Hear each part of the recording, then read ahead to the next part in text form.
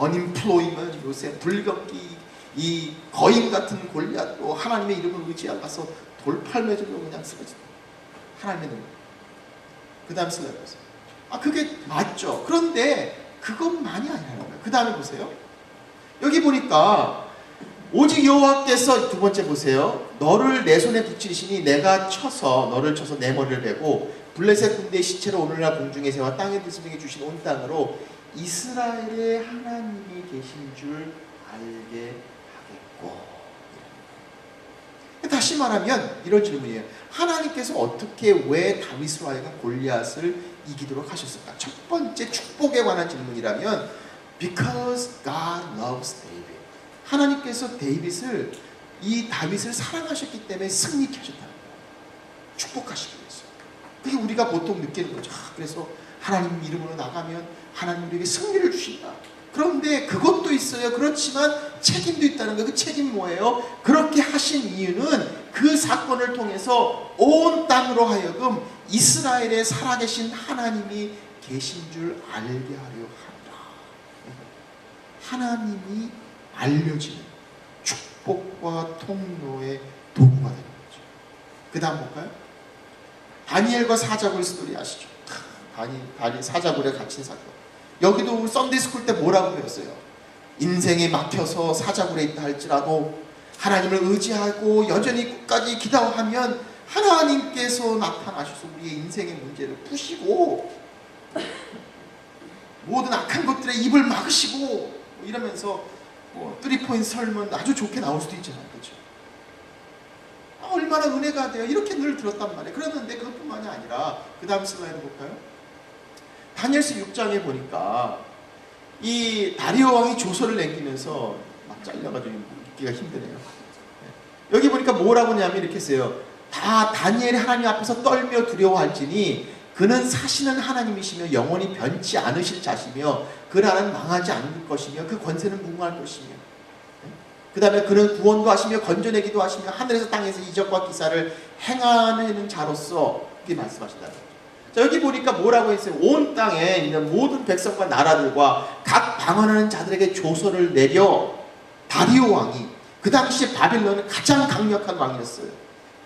다시 말하면 하나님께서 다니엘을 사자굴에서 구원하신 이유가 물론 하나님이 다니엘을 사랑하셔서 구원하시고 싶으셔서 했지만 두 번째 또 하나의 중요한 이유가 있는데 그것을 통해서 모든 사람들과 백성들에게 다니엘의 하나님이 어떤 하나님인가를 알리려 하심이었다. 다시 말하면 축복과 책임이 같이 가는 거예요. 자, 그 다음 볼까요? 이건 시간이 없어 지나가죠. 그 다음에 이것도 지나갑니다. 요단강 건너는 것부터 시작해가지고요, 홍해를 지난 것도 보면은 우리는 그냥 이스라엘 백성들을 구원하기 위한, 아까 누가복음 15장으로 가고요, 구해준 것만 아는데 성경을 보면은 다 하나님께서 그걸 통해서 세상 사람들이 내가 하나님인 걸 알게 하려 합니다.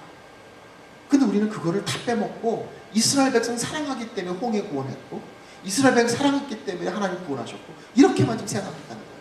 그 대표적인 예가 저는 누가복음 15장이에요. My favorite라고. 누가복음 15장 우리가 늘 아는 게 뭐예요? 탕자의 비유. 제일 많이 알려진 비유가 탕자의 비유죠. 탕자의 비유가 어떤 비유입니까? 둘째 아들이 아버지한테 가서 분깃을 달라 그래가지고 돼지 치는 데 가서 막 돈 다 쓰고 남는 거 없어가지고 돼지 먹는, 그때 혹시 스와인 플루가 생겼는지 모르겠어요. 그때 막 그렇게 해서 주염 열매를 먹지도 못하고 굶주려서 마침내 돌아왔는데 아버지가 산 거가 뭔데, 아버지가 멀리서 그를 보고 달려가서 입을 맞추고 허깅하며 너는 내 아들이라 다시 가락지를 끼우고 발을 끼우고 옷을 가져와라 하고 파티가 벌어지는 장면. 그 장면 어렸을 때 썬데이 스쿨에 제일 많이 들었던 이야기, 제일 많이 은혜가 되는 말씀. 그러면서 나온 건 뭐예요? 우리가 탕자처럼 아버지의 품을 떠나서 멀리 갔지만 우리가 돌아오기만 하면 멀리서도 우리 하나님께서 우리를 다 용납하시고 있는 모습 그대로 받아주시고 뽀뽀해 주시고 다 세워주시고 너는 더 이상 종이 아니다 아들이라고 세워주시는 하나님의 은혜, 축복. 할렐루야. 아멘을 안 했지. 은혜가 얼마나 돼요. 이 간증, 이렇게 드라마틱한 간증이 어디 있어요? 피골이 상접한 모습으로 금이 환영을 꿈꾸던 한 아들이 돌아올 때 아무것도 없는 아들을 마다하지 아니하시고 그냥 품에 안기시고 흐느껴 기뻐하시는 아버지, 이거란 말이에요. 이거란 말이에요. 그게 바로 하나님의 모습, 나를 향해 기다리시는 모습. 우리가 어디 갔든지 무슨 일 하든지 하나님이 항상 기다리시고 용납하시고 사랑해 주시고, 이 은혜가 안 될 수가 없죠. 저는 이걸 너무 좋아했어요. 그랬는데 나중에 좀 크면서 성경을 보니까 누가복음 15장의 이 탕자의 비유로 끝나는 게 아니었다는 사실이죠.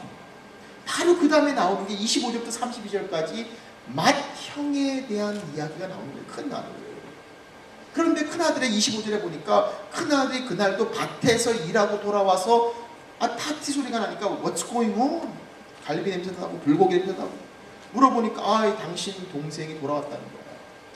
그러니까 그가 너무 기뻐서 버선발로 방에 들어가서 동생을 보면서 야, 너 드디어 돌아왔구나 라고 허깅을 하고 입을 맞추고 아빠처럼 같이 파티에 조인했으면 좋겠는데, 그게 아니라 저가 심히 노하여 들어가기를 꺼려하므로 아버지가 나와서, 그랬더니 아들이 뭐예요?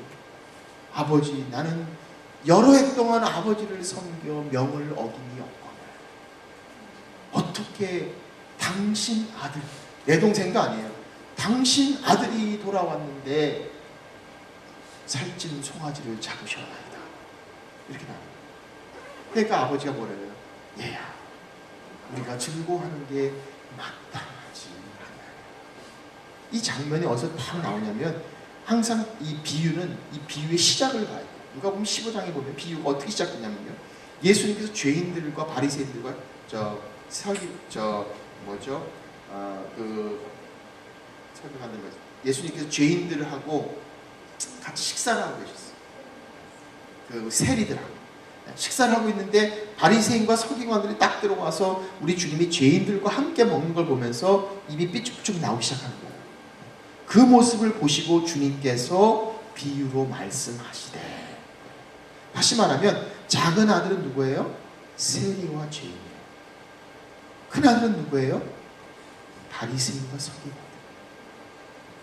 그러니까 이 장면에서 사실은 이 장면을 드라마틱하게 만약에 우리가 연극을 만든다고 한다면요, 이 장면의 펀치 포인트는 어디 있어요? 펀치 라인은 맏아들의 문제.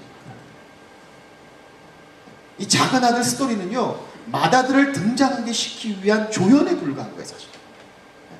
왜? 죄인과 식사하시는 주님을 보고 입이 삐쭉삐쭉 나오고 있는 이 아직도 제사장 역할을 감당하지 못한 이 영혼들을 바라보면서 주님께서 말씀하신 건데, 사실 우리는 뭐예요? 탕자의 비유에만 너무 좋아요. 그리고 아버지, 그 아들, 큰아들에 대한 비유는 별로. 저는 어렸을 때 한 번도 들어본 적이 없어요. 있는지도 몰랐어요. 나중에 보니까 있더라고요.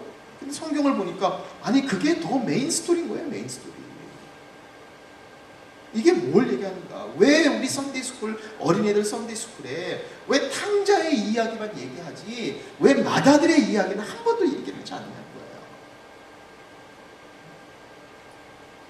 이게 바로 우리의 신앙관이 축복에만 너무 치우쳐 있다는 거예요.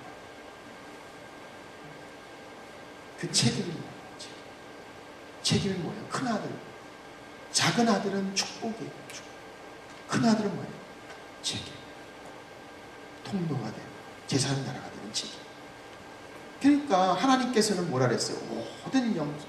모든 민족들이 다 주님께 오기를 원했어요. 왜? 하나님은 창조자가 되시고 하나님은 왕이시고 하나님 주인 되시고 하나님은 구세주가 되세요. 그런데 그 방법이 뭐예요? 그 방법 자중해요.